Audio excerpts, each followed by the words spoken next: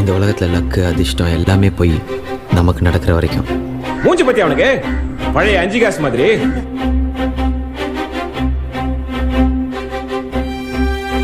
நான் என் லைஃப்ல ஏதாவது பெருசா சாதிக்கணும் மச்சான். நீதல்டா சாதிப்ப. உனக்கு என்ன தெரியும்? நான் நல்லாவும் படிக்கல.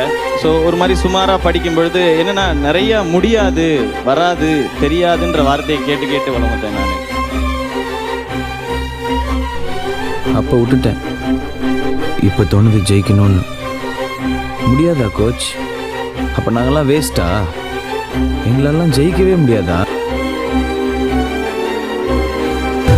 புதுசாக ஒரு ஸ்டெப் எடுத்து வைக்கும்போது எல்லாருமே கேட்குற கேள்வி தான் மச்சிங்க. அது ஈஸியாக கேட்டுருவாங்க, உனக்கு ஏன்பா இந்த வேலை, நீ இப்படியே இருக்க வேண்டியதானே அப்படின்னு சொல்லி. அது தெரில, சில மனசு மட்டும் அப்படியே இருக்கணும்னு தோணும். இதை தாண்டி ஒரு ஸ்டெப் எடுத்து வைக்கணும்னு தோணும். அதுவே ஃபஸ்ட்டு சக்ஸஸ் தான் நினைக்கிறேன். இந்த உலகத்தில் முடியாதுன்னு எதுவுமே கிடையாதுடா. நல்லா பெர்ஃபார்ம் பண்ணா யாரையும் ஜெயிக்கலாம். இங்கே திறமை இல்லாத மனுஷங்களே கிடையாது.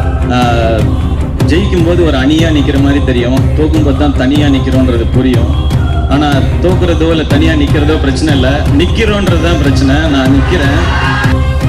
உங்கள் மேலே ஒரு நெகட்டிவ்ஸ் வச்சுட்டே இருப்பாங்க. உங்களுக்கு இதுதான் வரும், இவ்வளோ தான் வரும், இதுதான் பண்ண முடியும், இதுதான் பண்ண முடியும்னு. அதை புஷ் பண்ணணும்னு ட்ரை பண்ணுவேன், அவ்வளோதான்.